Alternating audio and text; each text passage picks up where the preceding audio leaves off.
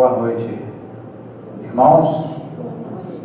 Trago um abraço dos companheiros e confrades do Movimento Espírita de Governador Valadares para cada um de vocês.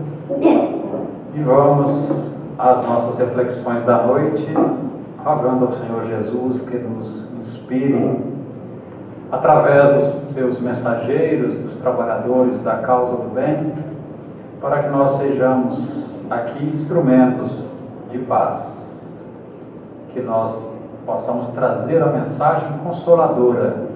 Por isso o título da reflexão, o Cristo Consolador.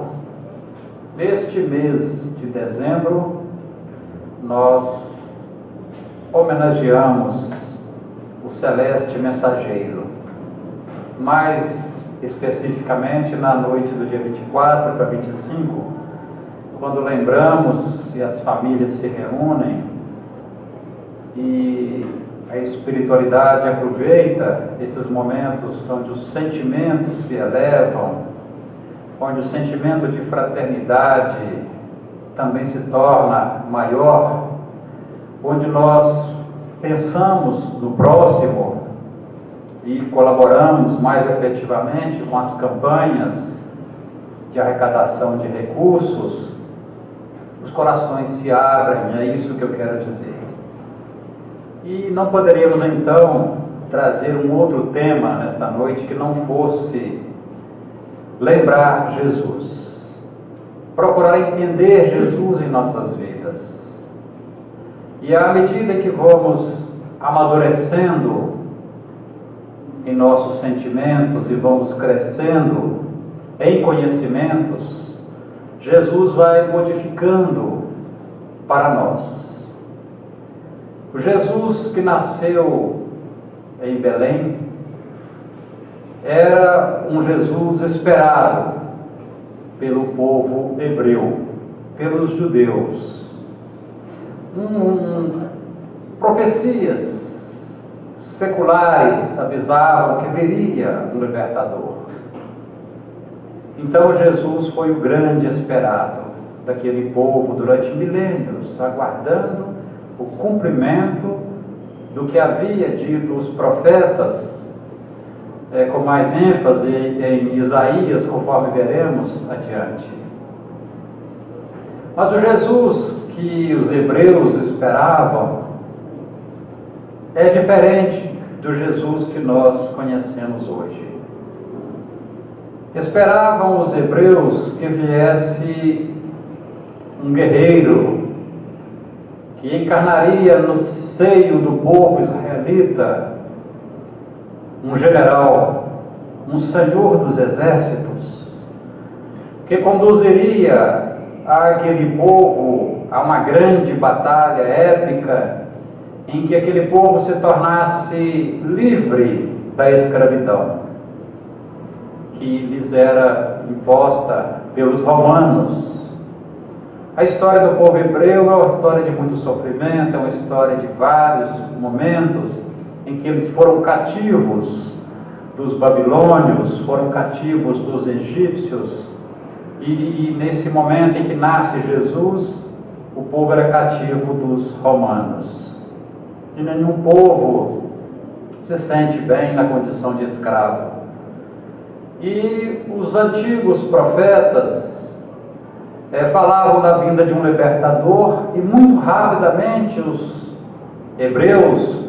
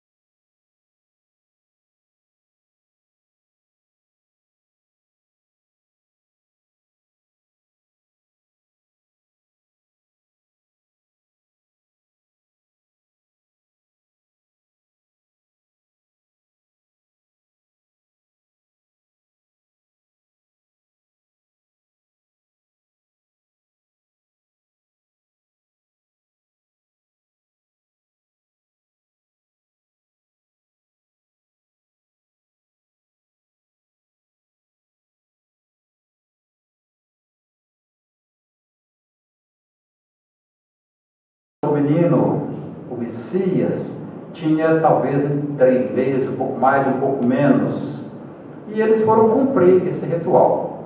Mas existia em Jerusalém um homem que, nas anotações de Lucas, capítulo 2, existia um homem que era justo, um homem que era temente a Deus, uma expressão utilizada nos evangelhos e que nós podemos atualizar hoje, porque nós não somos mais tementes a Deus.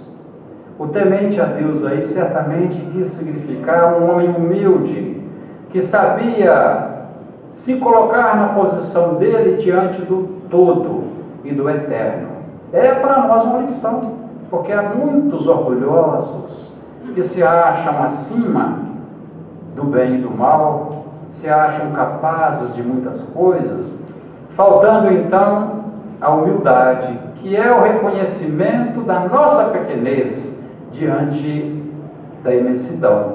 Basta olharmos as obras da criação e vamos nos sentir exatamente na posição que nos cabe, nem de inferioridade, mas também nem de superioridade, na posição em que estamos como filhos, criados à imagem e semelhança, perfectíveis pela vontade de Deus, mas ainda realizando uma trajetória, uma caminhada evolutiva que vai se dar pelos milênios, até alcançarmos as condições dos espíritos puros e angélicos, a condição de um Cristo. Isso nós chegaremos lá. Foi nos prometido por Jesus e ele não falou mentiras. Vocês poderão fazer o que eu faço e mais, ensinando ali a lei da evolução. Nós poderemos caminhar e alcançar a posição em que ele se encontrava naquele instante do planeta. Muito bem, Simeão tinha também mediunidade. Não somente Simeão, tinha também uma chamada profetisa, chamada Ana, mas eu não vou contar a história dela, que é semelhante a essa aqui. Havia sido prometido a Simeão pelo Espírito Santo. O Espírito Santo também, a gente pode atualizar as informações. O mentor, o protetor espiritual de Simeão, aquele homem que na Bíblia estava escrito era justo, e quando no Evangelho nós encontramos uma referência se esse homem era justo, nós podemos ter a certeza que estamos diante de um espírito de larga evolução. Foi prometido a Simeão que ele não desencarnaria sem ver o Messias. E Simeão aguardava o cumprimento dessa promessa que lhe foi feita pelo seu protetor espiritual. Em determinado dia, esse mentor comparece e diz a Simeão: vá ao templo, vá imediatamente ao templo, porque hoje você conhecerá o Messias. Simeão vai ao templo e quando ele observa José e Maria trazendo a criança para a apresentação naquele templo, ele, por intuição, pela mediunidade, ele reconhece que está diante de Jesus. E tem essa passagem belíssima que fala que ele tomou a criança nos braços, louvou a Deus e disse: agora, Senhor, podes despedir em paz este teu servo, segundo a tua palavra, pois já os meus olhos viram a tua salvação, a qual tu preparaste perante a face de todos os povos, luz para iluminar as nações e para a glória de teu povo. Nesse instante, e alguns estudiosos defendem que Simeão age nesse momento também como um profeta. Ele está profetizando, ele está falando o que será daquela criança. Ele está profetizando, evidentemente, mediunizado. São palavras dele, espírito de conquistas, mas tão elevadas que certamente ele estava ali num processo mediúnico e realizando a profecia. Chama atenção porque os profetas vieram até um certo ponto da história contada no Antigo Testamento. 400 anos antes de Jesus nascer, não houve profetas, não houve profecias. As vozes do céu se calaram, como que um grande silêncio, aguardando a chegada do maior de todos os espíritos que jamais pisaram neste planeta. Então era um momento ímpar, um momento singular. As vozes se calaram, 4 séculos. E temos em Simeão agora uma profecia, no momento apropriado para que esse profeta aparecesse. Mas essa história entre Simeão e o menino, ela vai ter uma continuação nas obras do irmão X, Humberto de Campos, psicografia de Chico Xavier, no livro Pontos e Contos. Narra-nos Humberto de Campos que Simeão apanha a criança no colo, se afasta um pouco dos seus pais e vai travar um diálogo com aquela criança. Dize-me, celeste menino, onde representarás os interesses do Supremo Senhor? Por que escolheste uma estrebaria? Pergunta Simeão. Por que não nasceste entre a púrpura, entre os poderes de Roma? Por que não nasceste entre os juízes, entre os homens importantes do Sinédrio? Como representarás os interesses do Supremo Senhor, se não nasceste entre os poderosos, entre os homens de grande oratória, entre os gregos, entre os egípcios, entre os homens de grande poder? E narra-nos irmão X, eu estou aqui resumindo bem a história, que aquela criança levanta a sua mãozinha, a sua destra, e vai bater no coração daquele velho, daquele ancião, por 3 vezes a altura do coração. Simeão vai desencarnar mais à frente, e somente depois da sua desencarnação é que ele atentará que o menino não o deixou sem resposta. A grande tarefa de Jesus, ela vai se dar no coração dos homens. No coração dos homens, entendendo que entre os israelitas, o coração simbolizava sentimento e razão. Então a ação do libertador, ela vai se dar na intimidade do ser, não mais de fora para dentro. Nessa obra de Haroldo Dutra Dias, onde ele vai estudar o livro A Gênesis, que nós recomendamos também, um grande estudo feito por Haroldo, primeiro em vídeos e depois eles tiveram cuidado de transformar em livro. Mas no finalzinho, na última página desse livro, que eu terminei de ler hoje, nós vemos que Humberto de Campos, o mesmo que contou essa história de Simeão, vai trazer para nós, numa outra obra chamada Brasil, Coração do Mundo, Pátria do Evangelho, e vai trazer que todos os que lutaram pela obra cristã, de armas na mão, e quantos pretenderam utilizar-se dos processos de força para a imposição dos seus ensinamentos, no transcurso dos séculos, tarde reconheceram a sua ilusão, redundando seus esforços no mais franco desvirtuamento das lições do Salvador. Porque essas lições têm de começar no coração. Então, mais uma vez, o mesmo Espírito Humberto de Campos nos lembrando que essas lições têm de começar no coração. Não mais a dominação pelas armas, a catequização, a imposição de uma doutrina às outras pessoas. Não temos o direito de violentar as consciências. E tem que começar no coração para conseguirem melhorar e regenerar o planeta. Haroldo Dutra, comentando essa passagem, diz: é evidente que a obra redentora do Cristo, cujo propósito é renovar e regenerar o mundo inteiro, pede um coração obediente, grato, sábio e amoroso, assim como o mundo, para renovar-se, pede também um coração com as mesmas características.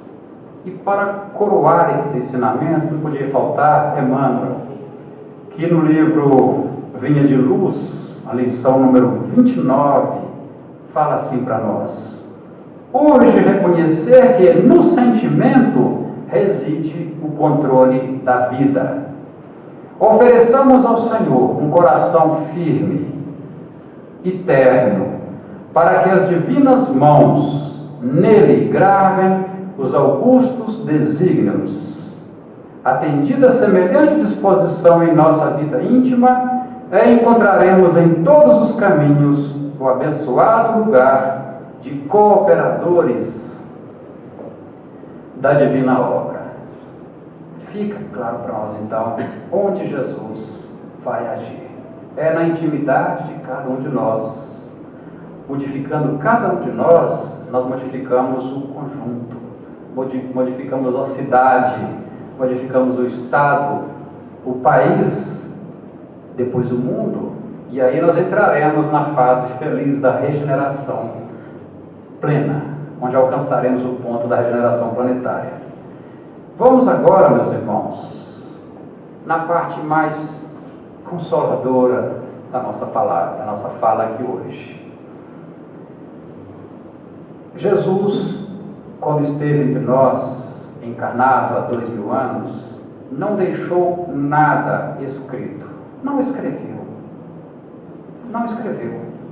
Tudo que temos a respeito de Jesus são anotações dos seus apóstolos, dos seus discípulos, informações obtidas com Maria, Lucas pesquisando com Maria e com outros que conviveram com Jesus.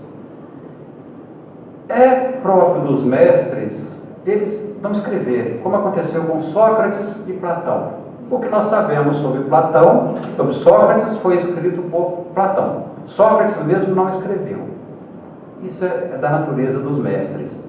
Mas nós temos uma bênção entre nós, porque com o advento do Espiritismo, há pouco mais de 150 anos, nós temos o Espírito de verdade, que vem ditar para nós mensagens de cunho altamente consolador. Quem é o Espírito de verdade, meus irmãos? Senão o próprio Cristo, retornando e coordenando o advento da verdade, a terceira grande revelação da humanidade para nós. Ele é o Espírito de verdade. Ele que vem dizer para nós: o Espiritismo, como outrora, a minha palavra. Quem poderia dizer assim? A minha palavra deve lembrar os incrédulos que acima deles reina a verdade imutável. O Deus bom, o Deus grande, que faz germinar as plantas e que levanta as ondas. Eu revelei a doutrina divina. Quem mais poderia falar na primeira pessoa? Eu revelei a doutrina divina, e como um segador, aquele que colhe, lembrando aqui do trigo, na forma de colher o trigo, com uma foice, onde se faz um feixe com as mãos, e como um segador, liguei em feixes o bem esparso pela humanidade e disse: vinde a mim todos vós que sofreis. O que é esse segador reunindo em feixes todo o bem esparso pela humanidade? Vamos entender isso, meus queridos irmãos. Antes de Jesus vir pessoalmente, é claro que ele não ficou comodamente aguardando aquele instante. Jesus governa o planeta, é o criador, é o fundador, é o construtor do planeta. Então, muitas tradições religiosas entendem que antes não havia a figura do Cristo, até que ele encarnasse. Vem a doutrina espírita nos revelar que sim, que ele governa de perto todos os fatos, relevantes, os fatos importantes que se ligam à nossa casa planetária. Então, desde muitos séculos e muitos milênios antes dele vir, ele enviou os seus ministros, enviou almas elevadas para cada povo receber a revelação de acordo com a sua condição evolutiva. Então nós temos Zoroastro, nós temos Buda, Sócrates, citando esses três, porque os três ocupam posições de ministros do Cristo, que foram enviados antes de Jesus vir, e cada um, em determinado ponto do planeta, veio trazer ensinamentos, revelações, na Índia, na China, entre os gregos, entre os egípcios também, outros reveladores. Então o bem, a verdade estava esparsa, e Jesus, como grande revelador da verdade, do amor, veio reunir todo esse bem esparso, tudo que Zoroastro ensinou, tudo que Buda ensinou, tudo que Sócrates ensinou, tudo que Lao Tse ensinou na China, tudo foi reunido. Ele reuniu em feixes, e nós temos em nossas mãos essa consolidação do conhecimento esparso no seio da humanidade, que se chama Evangelho de Jesus. Nós temos em nossas mãos, com vivência do Mestre, a exemplificação e os ensinos registrados. Esses são os bens esparsos. Capítulo 6 de O Evangelho segundo o Espiritismo, nós vamos encontrar as mensagens de onde eu tirei partes das mensagens para a nossa reflexão, sugerindo aos irmãos que nesse espírito elevado de final de ano e de Natal, leiam o capítulo O Cristo Consolador no Evangelho segundo o Espiritismo. São 4 ou 5 páginas apenas, onde constam essas mensagens do Espírito de Verdade, e tem mais uma mensagem dele no início da obra, o Evangelho segundo o Espiritismo, quando ele vem falar então do advento da doutrina. Jesus, o Espírito de Verdade, dizendo, nessas reticências estava escrito assim: já não mais os profetas, já não mais os primeiros cristãos, os sacrifícios. Agora, meus irmãos, o que temos é a voz dos que se foram. A voz dos que se foram, faça-se ouvir para vos gritar. Gritar aos nossos ouvidos: crede e orai, porque a morte é na verdade a ressurreição, e a vida é a prova escolhida, durante a qual vossas virtudes cultivadas devem crescer e desenvolver-se como cedro. A vida é a prova escolhida. Se não tem prova escolhida, não tem vida. Ele está ensinando aqui para nós que todos nós temos a nossa prova. Quem quiser vir após mim, apanhe a sua cruz a cada dia e siga-me. Dizendo que todos temos as nossas provas. Nós não estamos aqui à toa, estamos aqui em trabalho de evolução. E a gente lamenta quantos dispersos caminham pelo mundo, distraídos, sem a mínima noção do que realizam neste planeta. Mas o tempo é Senhor também que ensina, e vai no momento correto ensinar a todos que nós estamos aqui num campo de provas. E a virtude, que ele fala, cultivada, deve crescer como o cedro. E agora já não é mais a voz dos profetas, é a voz dos que se foram, é a voz dos mortos, os chamados mortos, que retornam nas reuniões mediúnicas para nos dizer da sua experiência, como foram recebidos na vida espiritual. Os irmãos que têm a experiência das reuniões mediúnicas ouvem a voz daqueles que se foram: sou eu de volta, já estou trabalhando, já estou melhor, eu estou me recuperando, num campo de repouso, num hospital. É a voz dos que se foram, meus irmãos, dando o nome. É o fulano, sou eu, que estou aqui de volta a vos dizer: perseverem, lutem com coragem, tenham fé, tenham esperança que as promessas do Mestre não são vãs. É a verdade, meus irmãos.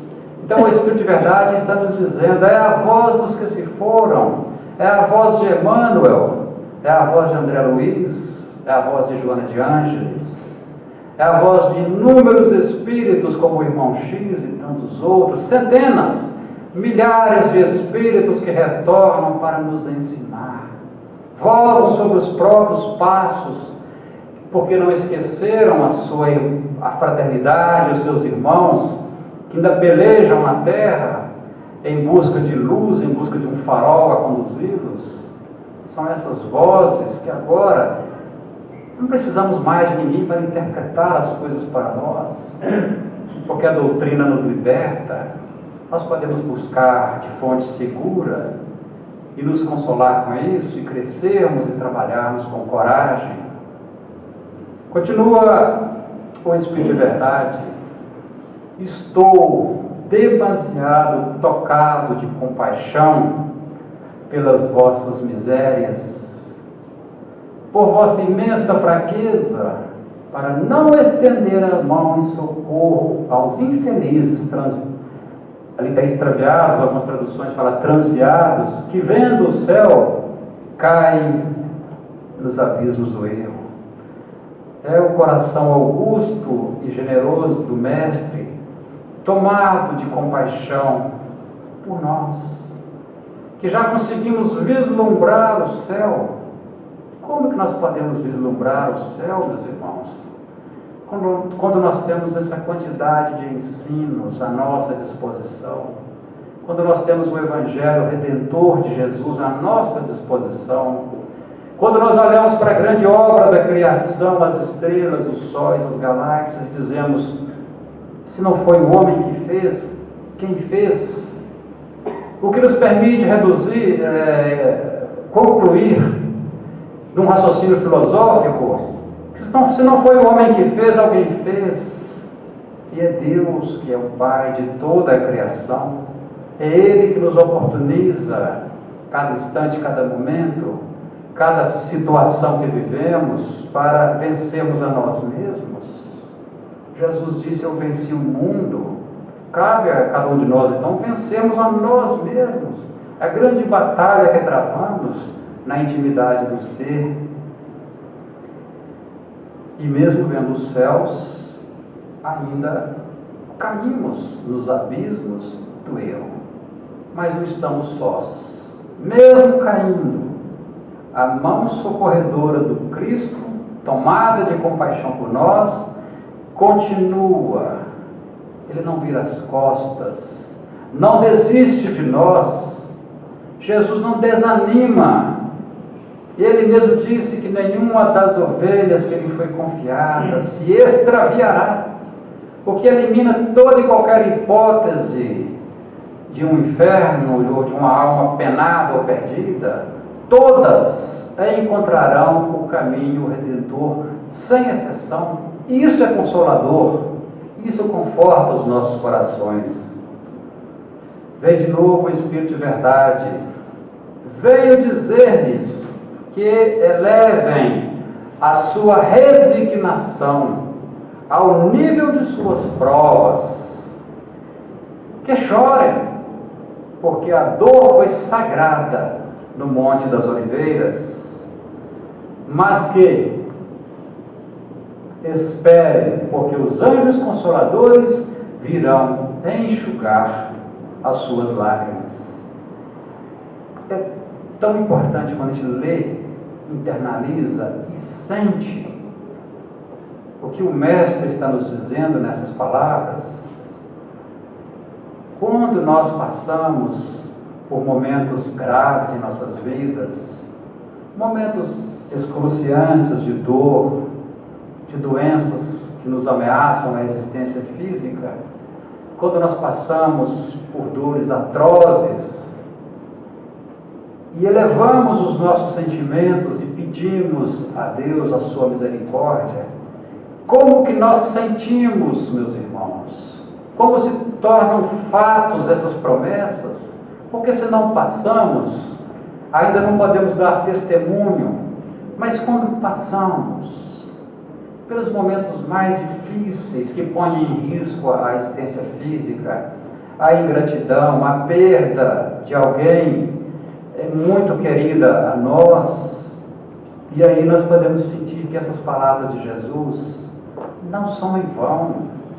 Quando ele fala, eu sou o Cristo Consolador, o Cristo que vem trazer paz para nós, o Cristo que vem nos pedir que elevemos a nossa resignação ao nível das nossas provas, quando nós já sabemos que não tem peso superior às nossas forças. Foi Jesus que disse isso. Não há fardo que seja maior que as nossas forças. Então, por que titubearmos? Por que nos deixarmos levar pelo desânimo, pela depressão, pelos pensamentos de autoextermínio? Por que, meus irmãos, não confiarmos naquele que veio, exemplificou, ensinou e disse, eu vou? Ele falou com os discípulos, os apóstolos, eu vou e volto para vós. O capítulo 14 do livro de João, ele é todo um ensino consolador. É Jesus confortando os apóstolos e, por extensão, toda a humanidade, preparando-os para os momentos que viriam, que não somente ele, Jesus, vivenciaria com a morte na cruz e toda a violência, mas que também os seus apóstolos viveriam. E hoje, não mais se nos pede sacrifício humano, não se nos pede nada que seja tão extraordinário, que não seja amarmos-nos uns aos outros, buscarmos nos conhecer para vencer as dificuldades que são filhas do egoísmo e do orgulho. É o pedido que o Mestre nos faz.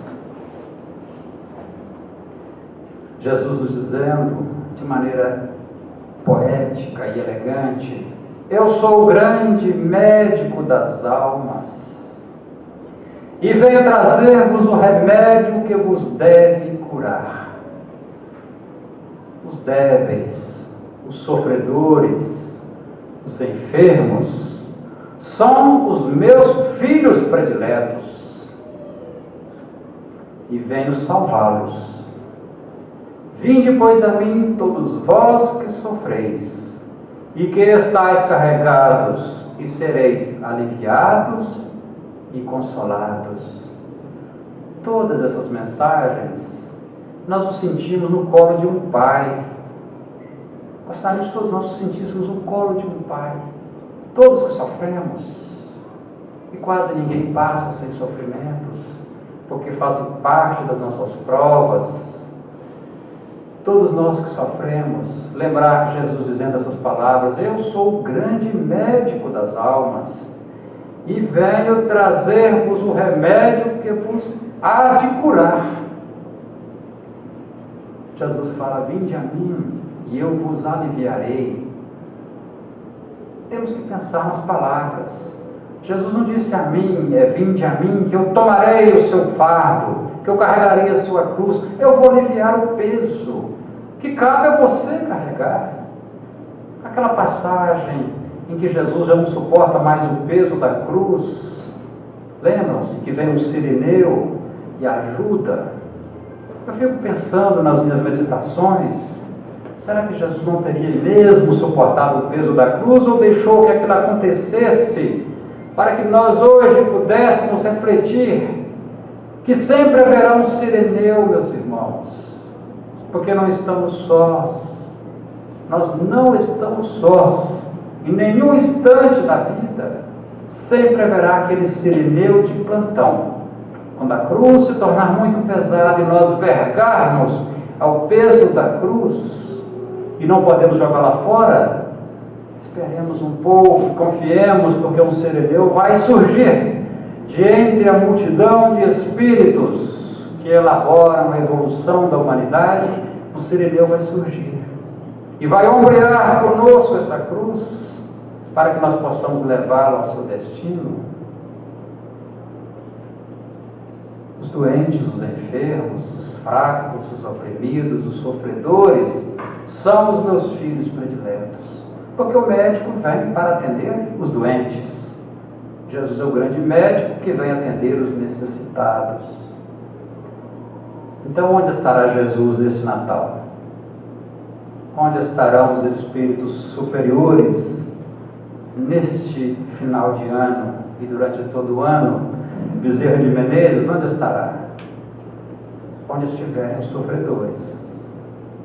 Provavelmente nos hospitais, nos abrigos, nos asilos, onde os velhos choram a solidão, entre as crianças de rua, nas cracolândias da vida, nos hospitais onde alguns aguardam cirurgias, outros esperam a desencarnação desolados, nos locais onde haja dor, meus irmãos, ali estarão as almas sublimes. E como nós gostamos de estar perto das almas sublimes, temos que ir de encontro a Jesus nesses lugares. Isso é para a nossa reflexão sobre o que fazemos neste fim de ano. O Espírito de Verdade, falando de novo, pedindo-nos devotamento e abnegação. E com isso nós seremos fortes, porque essas duas palavras resumem todos os deveres que a caridade e a humildade nos impõem. O sentimento do dever cumprido vos dará a tranquilidade de espírito e também a resignação. O coração bate melhor, a alma se acalma, o corpo já não sente desfalecimentos, porque o corpo sofre tanto mais quanto mais profundamente abalado estiver o espírito. Fortalecendo o espírito, o corpo não se sente mais tão abalado. Os espíritos sublimes, que têm profundo domínio sobre a mente, também controlam a dor. Então essas duas palavras, devotamento e abnegação, elas resumem nossos deveres na grande obra da criação. E em João 14, 27 e 28, já nos aproximando da conclusão do nosso trabalho aqui, é Jesus falando: deixo-vos a minha paz. Deixo-vos a minha paz que eu vos dou. Mas não vos la dou como o mundo a dá. Não se turbe o vosso coração, nem se atemorize. Ouviste o que eu vos disse, vou e venho para vós. Então Jesus oferece para nós uma paz diferente, uma paz que neste Natal nós devemos procurar levar para os nossos lares, nas reuniões para a ceia, nos reencontros dos parentes, momento de levarmos essa paz.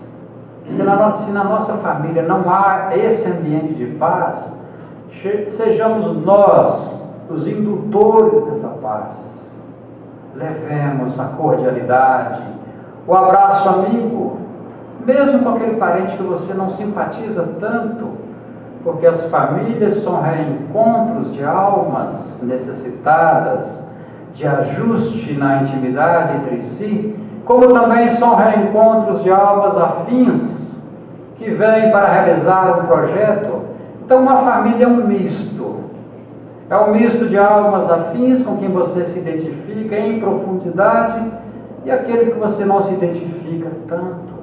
Mas nós somos detentores de um conhecimento da reencarnação, da necessidade de reconciliarmos com os nossos adversários enquanto estamos a caminho com eles. Quem sabe neste Natal reconciliar com aquele irmão que você não fala há 14 anos, com aquele parente que você não vê, mas também não faz questão de ver, que você até atravessa a rua quando ele vem na sua direção. É o momento de nos unirmos em fraternidade, porque no reino dos céus não há espaço para algoz, nem para vítima. Por isso, reconciliar enquanto caminhamos. E por último, do livro Escrínio de Luz, ditado por Emmanuel, psicografia de Chico. Sem Jesus, meus irmãos, vamos pensar nessas palavras, sem Jesus estaríamos confinados à sombra de nós mesmos. E sem a disciplina do seu Evangelho de luz e amor, com todas as pompas da nossa fenomenologia, convincente e brilhante, não passaríamos de consciências extraviadas e irrequietas a caminho do caos. Emmanuel sempre, linguagem elevada, poética, e está nos dizendo que a nossa ligação, a nossa dependência para com o Cristo, entendam bem a palavra dependência, para que nós não nos comportemos como no passado, achando que a nossa obrigação era louvar o tempo inteiro e pedir, louvar e pedir, louvar e pedir, esquecendo da parte que nos toca na obra da criação. É um outro tipo de dependência, é a dependência da sua luz, é uma dependência da sua misericórdia em nos oferecer mais oportunidades, sempre mais oportunidades para a nossa caminhada. Então a nossa dependência de Jesus, ela é visceral. É visceral. Não conseguiremos encontrar o caminho se nos afastarmos do Mestre Jesus. E Ele já disse que é o caminho da verdade e da vida. E sem Ele ficaríamos confinados à sombra de nós mesmos. E o que somos? Que sombra nós somos? O que há dentro de nós? Pesquisemos. E ao final eu coloquei essa foto dessa parreira. É uma passagem muito bonita de Jesus, quando Ele fala que Ele é a videira verdadeira e nós somos os ramos. Se o ramo estiver separado do tronco da videira, o ramo seca e morre e é lançado para o fogo da renovação. Esse tronco que é Jesus é que nos nutre da seiva permanente, alimentando o galho, para que o galho frutifique e dê as uvas. E é também um pedido da espiritualidade que no livro dos Espíritos fosse colocado um desenho mediúnico significando uma parte da planta, uma cepa de uva, de um pedaço, uma parte da uva, para mostrar o que é a encarnação. Que a matéria é o galho, o espírito é o suco da uva. Quando ele está encarnado, ele é a alma, é aquele bago que envolve o suco, o caldo da uva. São ensinos permanentes que os espíritos dão para a compreensão. Eu quero aproveitar, encerrando, desejar muita paz, essa paz de Jesus para vocês, e que tenham todos um final de ano de reflexões, de aprendizado, de alegrias. Jesus não veio trazer tristeza. Jesus se reunia com seu colégio apostolar e narra-nos os evangelhos que em determinada reunião, João recosta a sua cabeça sobre o peito do mestre. Isso nos dá uma noção da fraternidade que envolvia aqueles instantes, a alegria de seguir Jesus. Então, seguir Jesus é ser alegre, é convivermos de bem uns com os outros, é estarmos prontos a nos ajudar. Que esse grande governador planetário abençoe cada um de vocês, estendendo essas bênçãos às suas famílias. Muita paz.